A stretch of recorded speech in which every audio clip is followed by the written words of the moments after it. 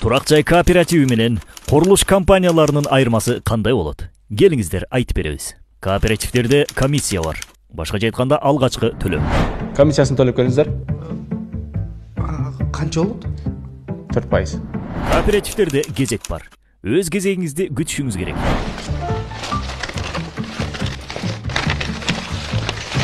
Ha. 2319 экенсиң. Иә.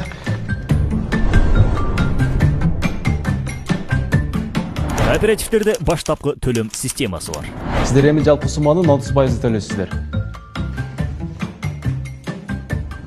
Кооператив кезекте турган элдин акчасына үй алып берет. Үйдү качан бересиңер? Тетигилер акчаларын төксүн. Эгерде төлөй албай калсаңыз, акчаңыз күйүп кетет.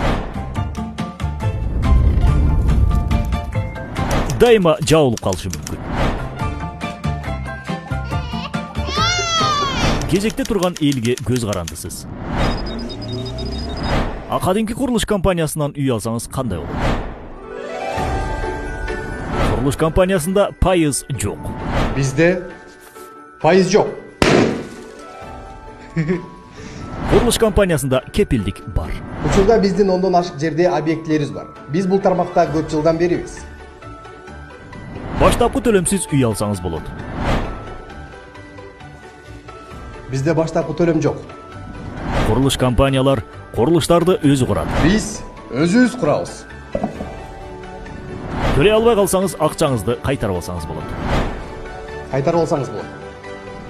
Кезек күтпөйсүз. Баары өзүңүздөн гана көз каранды.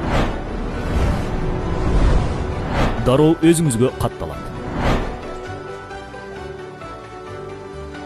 Максатыбыз болгону сизге туура жол көрсөтүү.